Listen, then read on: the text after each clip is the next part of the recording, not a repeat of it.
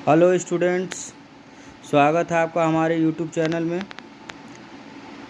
पहला chapter safety का जो था हमने आपको 2 क्लास अच्छे से बताया है। आज हम आपको तीसरे क्लास में जो बचा हुआ है आज कंप्लीट कर इस चैप्टर को समाप्त करते हैं। उसके बाद इस चैप्टर से रिलेटेड जो भी ऑब्जेक्टिव एमसीक्यू क्वेश्चन है जो पेपर में आना है उसे हम आपको सॉल्व कराएंगे। 60 से 70 क्वेश्चन होगा जो पेपर में पूछा जाएगा। तो इस तीसरे क्लास में हम जो टॉपिक स्टार्ट करेंगे ये है फर्स्ट एड। फर्स्ट एड का मतलब है प्राथमिक उपचार। फर्स्ट एड को हम आपको सिंपल लैंग्वेज में परिभाषित करते हैं।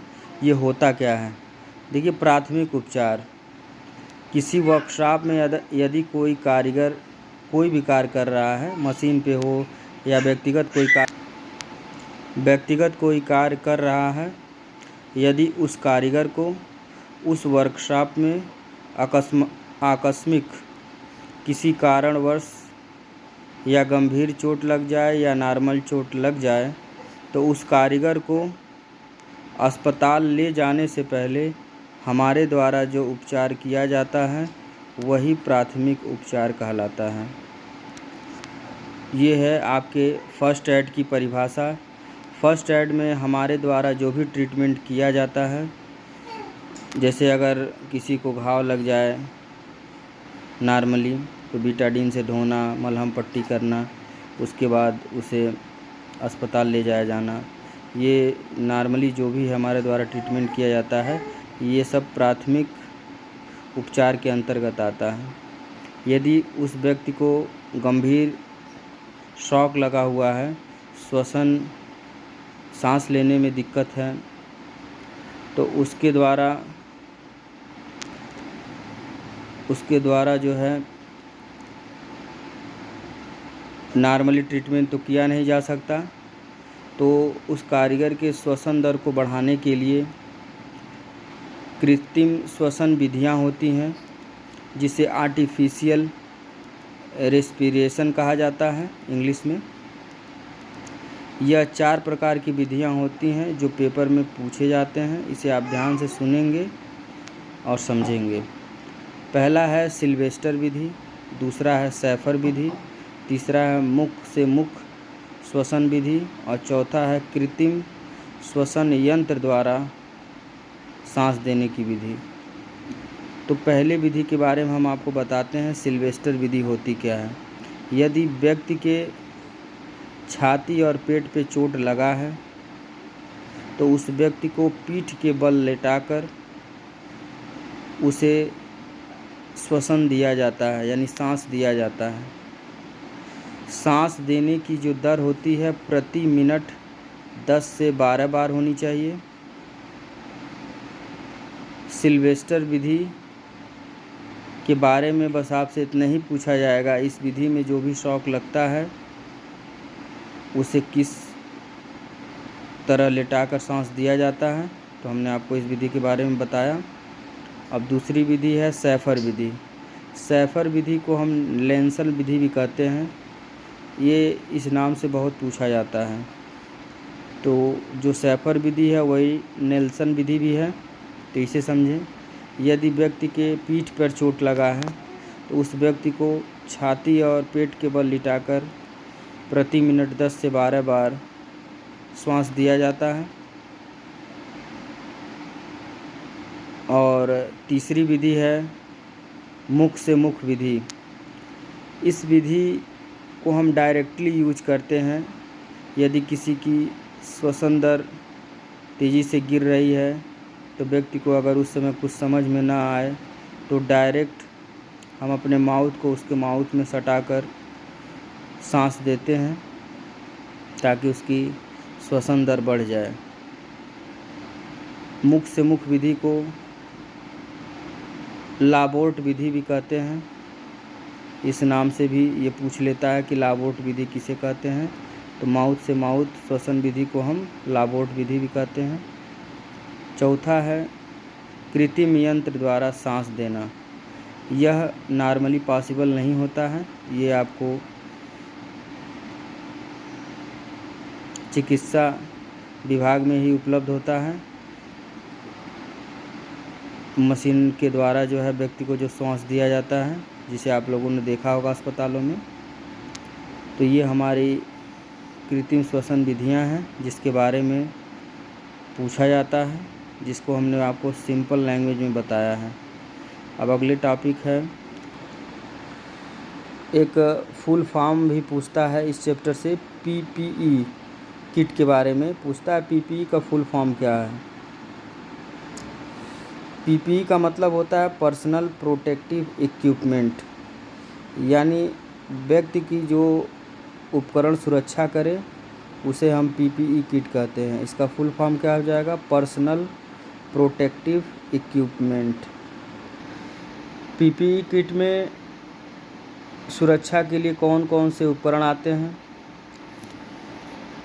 जैसे हेलमेट, जूता,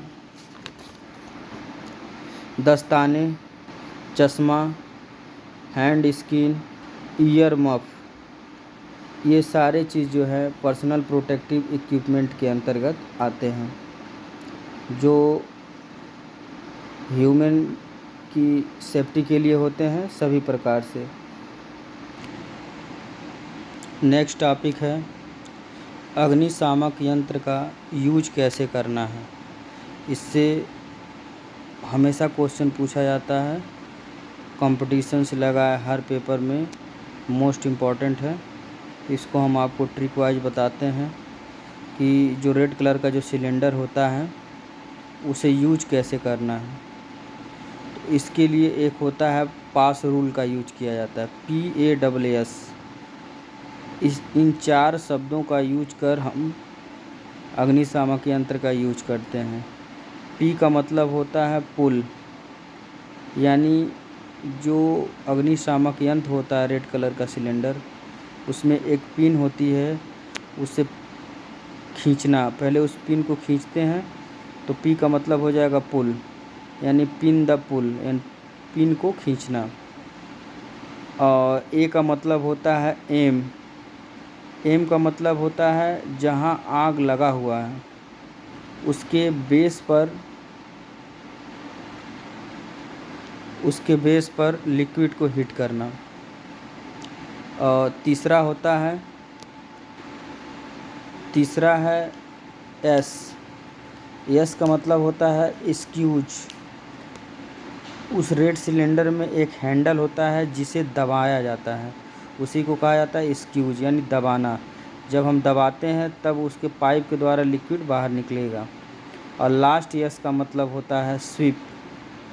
स्वीप का मतलब होता है जहाँ आग लगा है, वो तो आग, हम एक जगह तो लिक्विड को बौछार करेंगे नहीं, इसीलिए स्वीप का मतलब होता है साइड बाय साइड स्वीप करना, यानी आग के दाएं बाएं भी उस लिक्विड का बौछार करना ताकि आग आसानी से बुझ जाए। अब हम आपको इमेज के ज़रिए भी बताते हैं इस पास रूल को। देखिए, ये अग्निशामक यंत्र का पास रूल है, ये इसका ट्रिक है। ये पेपर में बहुत ज़्यादा पूछा जाता है, इसको हमने आपको सिंपली समझाया है। अब इमेज के ज़रिए भी हम आपको दिखाते हैं। देखिए, P का मतलब होता है पुल। देखिए, सिलेंडर में पिन होती है, इसे खींचना। A का मतलब है एम, मतलब जहाँ आग लगी है उसके बेस पर कार्बन डाइऑक्साइड का बौछार करना। पहले एस का मतलब है स्क्यूज, यानी जो हैंडल है, देखिए जो ग्रीन कलर का है, उसे दबाना। उसके दबाने के बाद ही ये जो भी गैस सिलेंडर में होगी वो बाहर निकलेगी। लास्ट एस का मतलब है स्वीप, यानी साइड बाय साइड जहां आग लगी है वहां गैस के फुब्बारे को करना ताकि आग पूरी तरह बुझ जाए। तो हमने आपको पास रूल के बारे में इमेज के ज़रिए अच्छे से समझाया ताकि आप समझ में आया। अग्निशामक यंत्र जो रेड कलर का सिलेंडर होता है उसे कैसे यूज करना है, पास रूल और इमेज के ज़रिए हमने आपको आसानी से समझाया। अब एक रेस फार्मूला होता है, वो भी समझ लीजिए। इमेज के ज़रिए हम आपको अच्छे से समझाते हैं। अगला टॉपिक रेस रूल है। इस रूल का यूज वहाँ किया जाता है यदि कहीं आग लगी है तो वहाँ पे इस रूल का प्रयोग कर उस आग को बुझाया जाता है। यदि आग बुझाना पॉसिबल हो तभी इस रूल का प्रयोग किया जाता है। तो आग जहाँ लगा है अगर पॉसिबल है तो इस रूल का हम प्रयोग आपको बताते हैं। यह भी पेपर में पूछा जाता है। आर का मतलब होता है रेस्क्यू।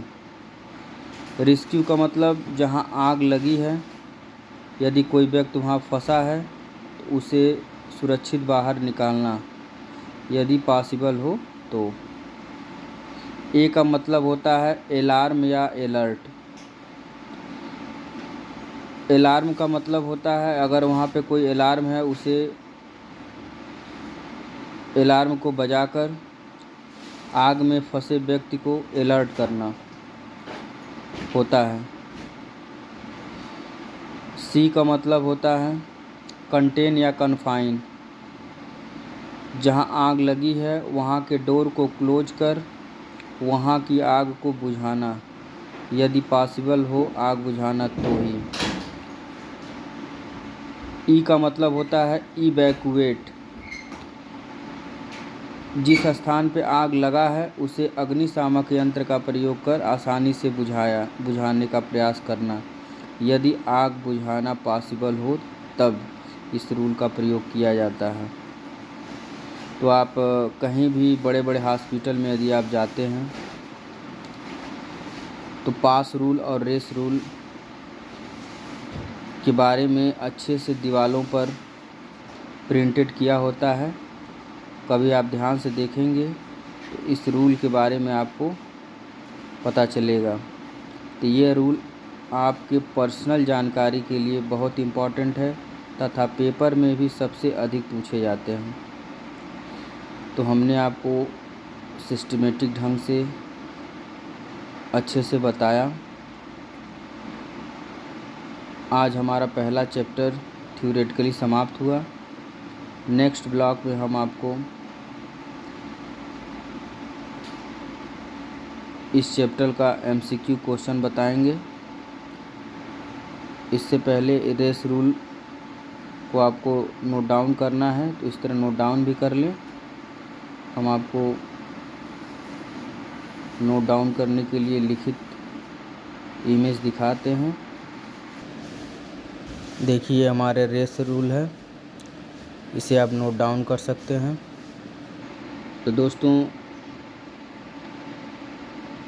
फर्स्ट चैप्टर हमारा समाप्त हुआ थ्योरेटिकली। इस वीडियो को ध्यान से देखें और जो नोट करने योग्य चीज़ें हैं उसे नोट कर लें ताकि आपको MCQ कराने में या करने में हमारे द्वारा और आपके द्वारा आसानी हो। तो हमारे चैनल को लाइक करें, सब्सक्राइब करें, अपने दोस्तों में फॉरवर्ड करें। धन्यवाद। मिलते हैं नेक्स्ट वीडियो में।